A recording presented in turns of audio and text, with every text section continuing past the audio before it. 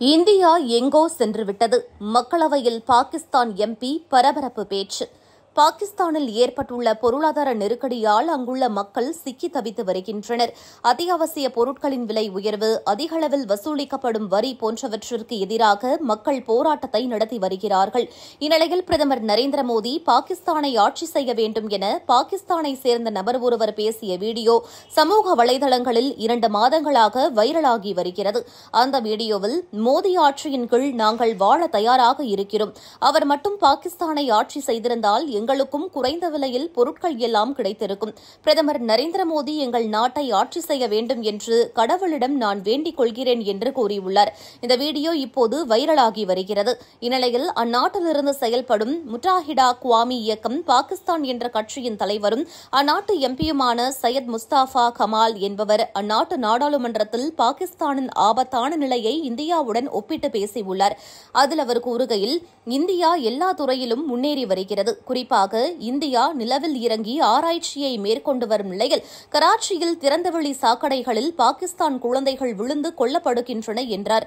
அவர் மேலும் கூறுகையில், உண்மையில் இன்று கராச்சியில் உள்ள நிலை என்னவென்றால், உலகம் நிலவுக்கு செல்லும்போது கராச்சியில் குழந்தைகள் சாக்கடையில் விழுந்து இறந்து கொண்டிருக்கிறார்கள். குறிப்பாக இந்தியா நிலவில் இறங்கிய செய்தி வந்த அடுத்த 2 வினாடிகளுக்கு பிறகு கராச்சியில் திறந்தவெளி சாக்கடையில் ஒரு குழந்தை இறந்ததாக செய்தி வருகிறது என்று பாகிஸ்தான் பாராளுமன்றத்தில் கூறினார். அவருடைய இந்த பேச்சு பாகிஸ்தானில் மட்டுமல்லாமல் இந்தியா உட்பட பல்வேறு நாடுகளிலும் வைரலாகி வருகிறது. அது மட்டுமல்லாமல் அவர் கராச்சியில் நிலவும் சுத்தமான தண்ணீர் பற்றாக்குறையை மேலும் எடுத்துரைத்தார். கராச்சியில் 70 லட்சம் குழந்தைகளும் பாகிஸ்தானில் 2.6 கோடிக்கும் அதிகமான குழந்தைகளும் பள்ளிக்கு செல்ல முடியாத நிலையில் இருப்பதாக ஒரு அறிக்கையை மேற்கோள் காட்டி பேசினார். அவர் மேலும் கூறுகையில், பாகிஸ்தானின் வருவாய் இயந்திரமாக கராச்சி உள்ளது. இங்குள்ள 2 துறைமுகங்களும் பாகிஸ்தான் அரசுக்கு அதிகப்படியான வருவாயை வழங்கி வருகிறது. கராச்சி மக்கள் பாகிஸ்தானுக்கும் மத்திய ஆசியாவிற்கும் ஆப்கானிஸ்தானுக்கும் நுழைவாயிலாக இருக்கிறோம். ஆனால் கராச்சி மக்களுக்கு அடிப்படை தேவையான குடிநீர் வசதி இல்லை என்றும் 15 ஆண்டுகளாக கராச்சிக்கு வரும் தண்ணீரை கூட டேங்கர் மாஃபியா கும்பல் ஒன்று பதுக்கி வைத்து கராச்சி மக்களுக்கு பல மடங்கு விலை உயர்த்தி குடிநீரை விற்று வருவதாக தெரிவித்தார். மேலும் எங்களிடம் மொத்தம் 48,000 பள்ளிகள் உள்ளன. ஆனால் அதில் 11,000 பேய் பள்ளிகள் என்று ஒரு புதிய அறிக்கை கூறுகிறது. மேலும் சிந்து மாகாணத்தில் 70 லட்சம் குழந்தைகள் பள்ளிக்கு செல்வதில்லை. நாட்டில் மொத்தம் 2,62 லட்சம் குழந்தைகள் பள்ளிக்கு செல்வதில்லை என்றும் அறிக்கைகள் தெரிவிக்கின்றன.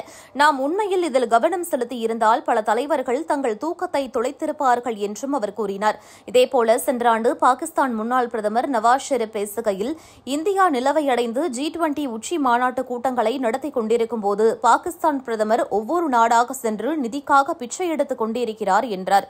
மேலும் இந்தியா அடைந்த சாதனைகளை பாகிஸ்தானால் ஏன் அடைய முடியவில்லை?